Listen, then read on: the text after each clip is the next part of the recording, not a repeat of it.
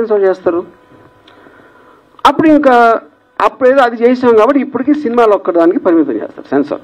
అంటే లాస్ అనేవి అలా అలా యాక్ట్ అవుతాయని చెప్పడం నేను ఆ దృష్టి తీసుకోవడానికి చెప్తున్నాను.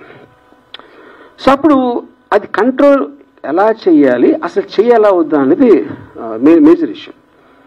ఇప్పుడు సపోజ్ ఇది నాకు జరగలేదు అనుకోండి, ఇది ఎవరికో జరిగింది అనుకోండి, నాకు తెలిసి నేను కూడా ఎంజాయ్ చేసేవాడిని. ఎవరో డైరెక్టర్ ఎక్స్ ఆడు ఉనికిపోతున్నాడంట, గోడ దూకిసాడంట, సిలూన్ పారిపోయాడంట అంటే I'm sure even I would have enjoyed that. ఎందుకు ఎంజాయ్ చేస్తాం అంటే మనిషి నైజంలోనే ఇంకొకటి ప్రాబ్లం ఉన్నప్పుడు మనకి డ్రమాటికలీ ఇంట్రెస్టింగ్గా ఉంటుంది అది వినటానికి. అందుకని మీకు ఎప్పుడు కూడా థంబ్ లైన్స్ అనేది నెగిటివ్ ఇష్యూస్లో వస్తాయి.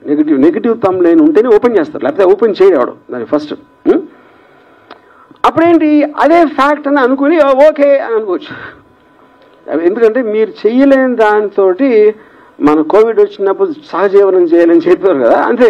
అప్పుడు అది ఇది అనుకుంటే అలా తీసుకుంటే అసలు ప్రాబ్లమే లేదు. So more or less this is what I want to say. I think నేను మరీ ఎక్కువ లెక్చర్ ఇస్తే ఐఎమ్ సారీ ఫర్ దట్. చెప్పాను కదా, ఇప్పుడు ఇంకేం చెప్పాలి?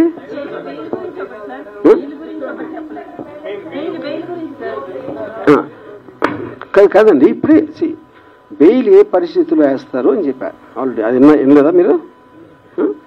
కాదు, బెయిల్ అనేది ఇంతమంది ఒకేసారి మేలుకుని అన్ని డిస్ట్రిక్షన్స్లో వెళ్తున్నారు కాబట్టి దాని మీద నాకు ఒక సస్పిషన్ వచ్చి అది కోర్టు ద్వారా క్లారిటీ తీసుకోవటానికి ఈసాం. ఆల్ యాంటిసిపేటరీ బెయిల్స్ అందుకు వేస్తారు. సార్ మీరు కూర్చుంటే కంఫర్టబుల్గా ఉంటుంది మైక్ పట్టుకోవడానికి, మీరు కిందకి